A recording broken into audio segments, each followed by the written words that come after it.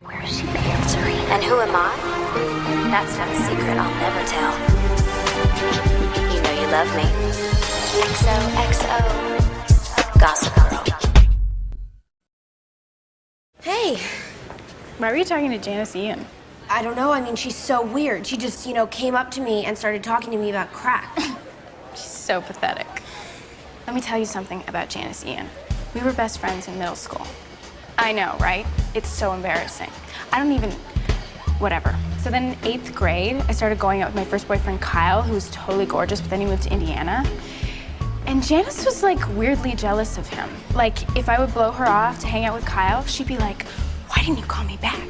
And I'd be like, why are you so obsessed with me? So then for my birthday party, which was an all-girls pool party, I was like, Janice, I can't invite you because I think you're a lesbian. I mean, I couldn't have a lesbian at my party. There could be girls there in their bathing suits. I mean, right? She was a lesbian. So then her mom called my mom and started yelling at her. It was so retarded. And then she dropped out of school because no one would talk to her. When she came back in the fall for high school, all of her hair was cut off and she was totally weird, and now I guess she's on crack. The interviews in this documentary include both male and female opinion and span over 4 generations. To truly understand the content of Gossiping and Girls, I asked the participants to describe a typical girl. We all wore dresses. The dresses were just above the knee. And we weren't allowed to wear, pants were not in style, period.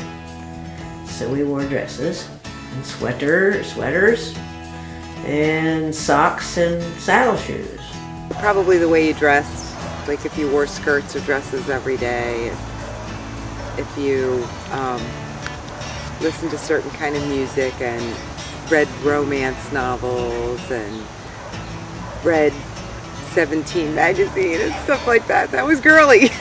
Girly is pink. It's kind of funny to say at the age of 20, but girly is pink. Girly is dresses and bras, really. Girly is showing your midriff. Girly?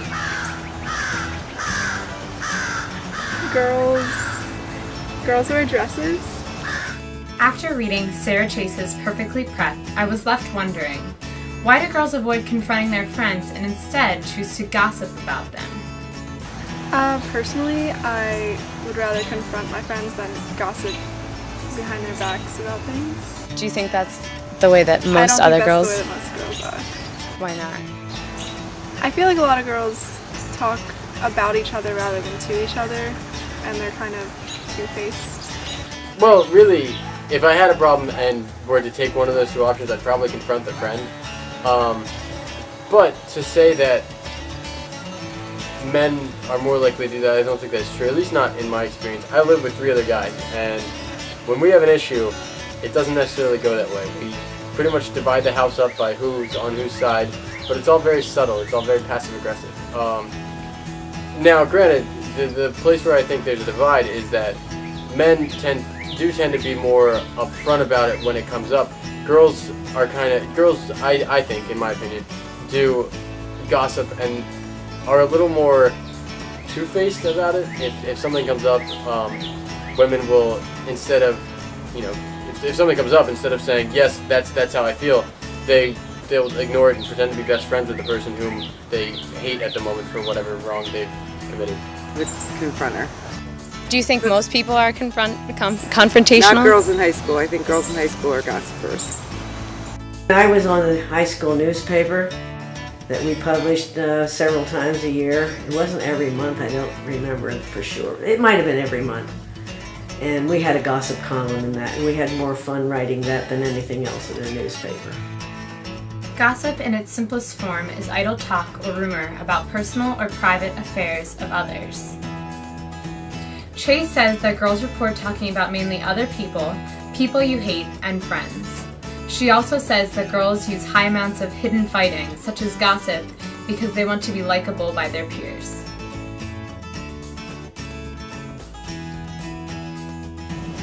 Because it beats the heck out of losing friends.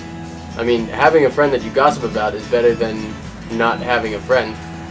I've always been sort of that way, and and they're amongst their close friends.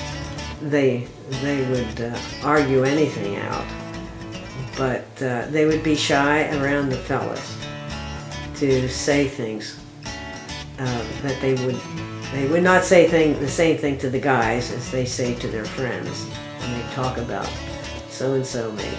But that was why it was always called girl talk. You know, the guys, all they thought about was football and driving their cars fast and just ramming around, you know. Confrontation sucks. It's not fun because it's easier to gossip.